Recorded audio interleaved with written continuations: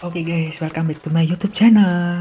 Jadi pada kesempatan kali ini saya akan membahas 5 hal yang akan dipelajari oleh seorang trainer pada abad 21. Dan yang kedua, pembahasan yang kedua adalah mengenai ancaman yang akan dihadapi oleh seorang trainer. Nah, masuk ke pembahasan yang pertama, ada 5 hal yang akan dipelajari oleh seorang trainer pada abad 21 kali ini. Yang pertama, seorang trainer harus dapat menciptakan suasana yang nyaman bagi para pesertanya atau trainee-trainee-nya.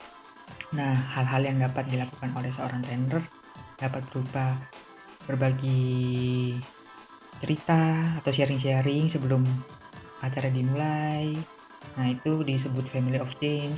Lalu ada renungan pagi, ada doa bersama, dapat dilakukan sebelum dan setelah acara dimulai atau setelah acara selesai. Lalu ada hero of the day. Nah, itu sebagai bentuk apresiasi dan pahlawan di balik layar seperti operator Zoom dan yang lainnya. Nah, yang kedua, kita sebagai seorang trainer harus dapat menerapkan sistem active learning atau biasa disebut rumus ARKA, di mana A-nya adalah aktivitas, R-nya adalah refleksi, A-nya konsep, dan A-nya lagi aplikasi, ARKA. Nah, yang ketiga, kita harus benar-benar menjadi seorang trainer, di mana kita harus dapat menciptakan suasana interaktif antara seorang trainee-nya dan trainernya sendiri. Jadi bukan sebagai seorang guru biasa. Nah, kita sebagai seorang trainer atau fasilitator dipersenjatai suatu senjata yang kuat, yaitu pertanyaan. Nah, pertanyaan itu sendiri atau pertanyaan yang kita buat sebagai seorang trainer harus benar-benar kuat, spesifik, dan dapat menggiring opini yang ditimbulkan. Jadi dapat menimbulkan pembahasan yang lain sehingga menimbulkan ide-ide kritis bagi seorang trainee-nya. Jadi mengajak berpikir trainee-trainee-nya.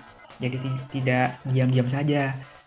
Nah, yang keempat, kita harus menyiapkan ice breaking. Ice breaking ini dapat berupa games, peregangan, ataupun hal lain yang dapat menciptakan suasana baru atau agar tidak jenuh. Jadi fungsinya ini agar tidak jenuh ya trainee-nya. Jadi dapat fokus lagi ke pembahasan selanjutnya. Nah, sebelum lompat atau sebelum lanjut ke pembahasan yang lebih luas atau lebih lanjut, nah kita dapat menyisipkan sebuah ice breaking ataupun hal lain seperti peregangan dan yang lain sebagainya. Dan yang kelima, kita dapat mengelola dinamika kelompok seperti mengisi worksheet individual yang sifatnya individual atau tugas. Nah, lalu berpasangan seperti permainan suite atau duel. Lalu ada grup kecil, sedang maupun besar seperti kelas. Nah, itu tergantung esensi tugasnya atau tergantung bobot tugasnya besar atau kecil. Mungkin kalau grup kecil tugasnya yang ringan seperti sharing-sharing. Nah, kalau grup sedang itu tugasnya yang agak berat karena diisi 5-10 orang. Lalu grup besar itu seperti grup besar antara 2 kelompok besar dalam suatu kelompok. Jadi ya tergantung peserta dalam kelompoknya masing-masing. Oke, selanjutnya kita akan membahas ancaman-ancaman yang akan dihadapi oleh seorang trainer dan apa jurus kita sebagai seorang trainer untuk menghadapinya. Yang pertama, ada ancaman dari siluman ular kadut. Nah, siluman ular kadut ini mempunyai bisa yang membuat kita atau peserta jadi jenuh.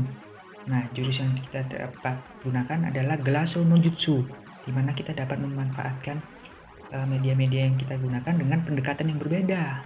Nah, tentu setiap platform memiliki pendekatan yang berbeda-beda sesuai dengan kreativitas dan ide-ide yang kita terapkan. Jadi tidak bisa disamaratakan antara media yang satu dengan media yang lain. Jadi harus benar-benar dipikirkan bagaimana pendekatan yang benar dan sesuai.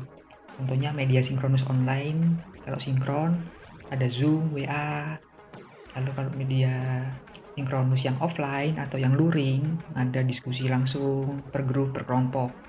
Lalu kalau misalnya media asinkron online dapat berupa Telegram, video-video, podcast di YouTube, atau di IG Story, ataupun platform lain yang bersifat online.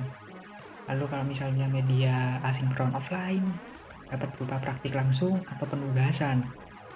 Nah, lanjut ke ancaman yang kedua, yaitu ancaman dari siluman Kuya Batok. Nah, ancaman dari Kuya Batok ini tentu kekuatannya membuat kita menjadi malas atau mager. Nah, jurus yang dapat kita pakai atau kita terapkan adalah jurus pengendali konten. Nah, sebelumnya saya akan menjelaskan 3 kesalahpahaman yang menjadi suatu dasar atau dasar konsep yang salah ya. Jadi ada yang berpendapat jika training online itu sama dengan training offline, padahal itu salah.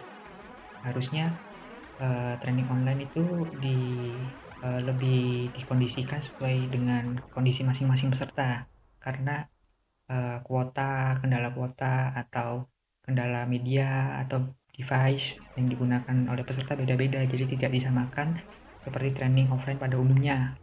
Lalu yang kedua, kesalahpahaman mengenai training online itu hanya melalui nonton video atau Zoom, padahal itu kan sangat menguras kuota bagi yang tentunya fakir kuota. Nah, tentu ini dapat diatasi dengan cara membaca infografis atau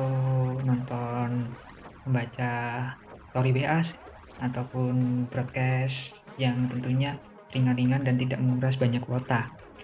Nah, yang ketiga, belajar online itu hanya belajar dengan satu channel, padahal ada platform-platform lain di luar sana yang dapat digunakan saat belajar online dan tidak bersumber dari satu channel. Jadi kita harus benar-benar mengeksplor di internet, harus rajin-rajin mengeksplor dan banyak mencari.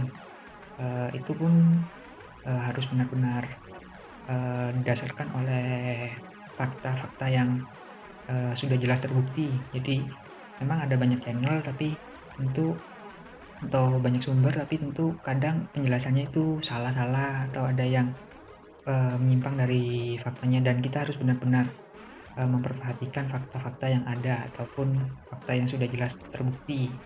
Nah, selain itu kita juga dapat mengoptimalisasi media-media atau platform yang kita gunakan seperti stiker WA ataupun story WA untuk menyebarkan informasi atau bermain game, lalu seperti stiker-stiker pada Zoom kalau kita memakai Zoom, ataupun hal lainnya sesuai dengan media yang kita gunakan tadi. Nah, siluman yang terakhir nih, yaitu siluman serigala tapi bukan duo. Nah, siluman ini tentunya bisa menghadang kita agar cepat pulang dan tentunya tidak mendapat apa-apa. Kan sayang kalau misalnya kita sudah belajar banyak-banyak tapi pulang cepat dan tidak mendapat apa-apa. Nah, jurus yang dapat kita adalah gamifikasi no jutsu, di mana terdapat 8 elemen utama seperti challenge, level, instant feedback, score, badges, leaderboard, competition, and collaboration.